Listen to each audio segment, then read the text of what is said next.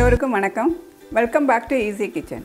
இன்றைக்கி ஈஸி கிச்சனில் ஒரு சுவையான மோர் குழம்பு ஈஸியாக எப்படி பண்ணுறதுன்னு உங்களுக்கு செஞ்சு காட்ட போகிறேன். தேவையான பொருட்கள்: 1/2 லிட்டர் தயிர் எடுத்திருக்கேன், ஃப்ரெஷ் தயிர், நைட் ஊற்றி வச்ச தயிர், 2 டேபிள் ஸ்பூன் ஆயில், கடுகு 1/2 ஸ்பூன், வெந்தயம் 1/2 ஸ்பூன், மஞ்சத்தூள் 1/4 டீஸ்பூன், கருவேப்பிலை கொஞ்சம், தேவைக்கேற்ப உப்பு. இப்போ முதல்ல அடுப்பு பற்ற வைக்கணும்.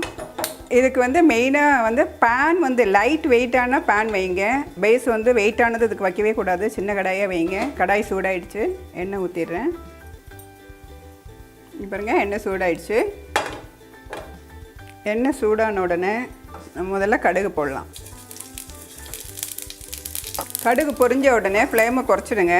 குறைச்சிட்டு இந்த வெந்தயத்தை போட்டுருங்க. வெந்தயம் சின்ன தீரை தான் வைக்கணும். கருவேப்பிலை, இந்த மஞ்சத்தூள் போட்டு ஒரு கிளறி இந்த தயிரை கொஞ்சம் சிலுப்பணும். தயிரை நல்லா சிலுப்பிட்டு அப்படியே இதில் கொட்டிடுங்க.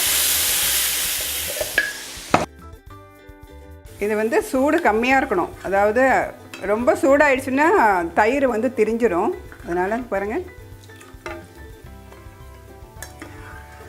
சுவையான மோர் குழம்பு ரெடி. பாருங்கள், இவ்வளோ திக்காக இருக்கு பாருங்கள். உப்பு பார்த்துக்குங்க, உப்பு பத்தலைன்னா உப்பு கொஞ்சம் போட்டுங்க.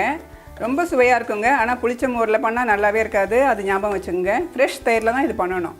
குழந்தைங்களுக்கு சளியே பிடிக்காது, பெரியவங்களுக்கும் சளி பிடிக்காது. யார் வேணால் அது சாப்பிட்லாம். நீங்கள் மீதி இருந்து ஃப்ரிட்ஜில் வச்சா கூட அப்படியே இருக்கும், பிடிக்காது. சாப்பிட்டு பார்த்து கமெண்ட்ஸ் கொடுங்க.